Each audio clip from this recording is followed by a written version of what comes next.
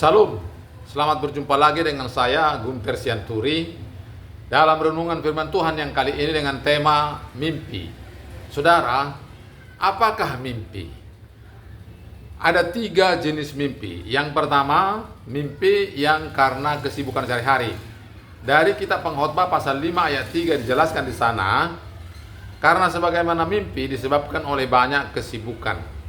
Jadi ini berarti bahwa apabila kita sibuk atau kerja, ada kegiatan, nah malam-malam kita tidur, nah bisa kita bermimpi seperti pekerjaan-pekerjaan kita.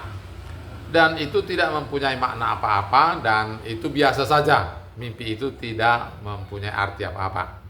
Yang kedua, dari setan. Kita lihat misalnya seperti Yeremia 29 ayat 8, di sana dikatakan bahwa nabi yang bermimpi itu jangan kau dengar, kata Tuhan. Kemudian dalam Ulangan pasal 13 ayat 5 ada yang bermimpi seorang nabi, tetapi jangan kau dengar karena walaupun hal itu terjadi, katanya. Kemudian Yeremia 23 ayat 32, dan mimpi itu memang rekayasa atau dusta. Nah, saudara, yang ketiga adalah mimpi yang dari Tuhan. Bagaimana Yusuf bermimpi dikala ia tidur supaya Yusuf membawa Maria ke Mesir karena Herodes mau membunuh bayi yang lahir dari umur 2 tahun ke bawah.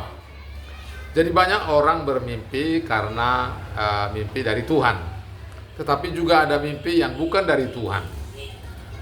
Dalam kehidupan sehari-hari kita sering melihat atau mendengar ada banyak orang yang kalau mau mencari nomor undian atau nomor togel atau nomor porka seperti dulu, maka mereka bertanya mimpi daripada anak-anaknya, mimpi istrinya, dan yang lain-lain.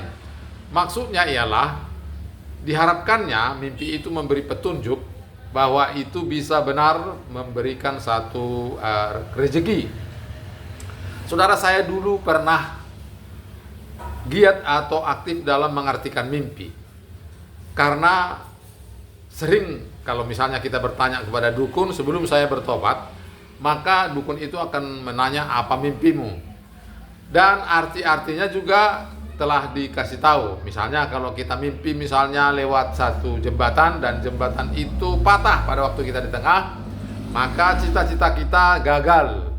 Kemudian kalau kita manjat pohon dan kemudian kita sampai di puncak, kemudian kita turun lagi, maka kita tidak berhasil.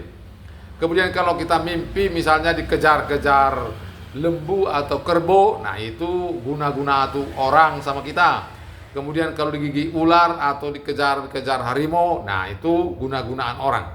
Saudara, pada awalnya kita bisa mengerti, tetapi kemudian setan akan mempergunakan cara itu untuk membuat kita takut. Saya dulu jadi begitu, jadi terus-terus saya seperti kalau mimpi malam itu diular atau dikejar setan, dikejar lembu.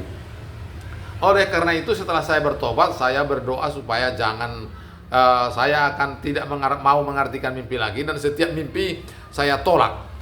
Nah, saudara, kalau misalnya kita menggunakan mimpi untuk menuju atau meminta petunjuk, lalu kita bilang misalnya kepada roh arwah atau nenek moyang sedang meninggal, maka kita menjadi salah karena Tuhan berfirman jangan mendengarkan mimpi-mimpi. Saya percaya kalau Tuhan berkenan kepada kita, maka Ia akan memberi mimpi, tetapi syaratnya ialah kita harus benar di hadapan Tuhan. Itulah sekelumit tentang mimpi, saudaraku, bahwa mimpi itu ada yang bukan dari Tuhan, yaitu bisa karena kejadian sehari-hari atau bisa juga karena dari setan. Kiranya renungan ini mempunyai arti, dan terima kasih, Tuhan berkati. Salam.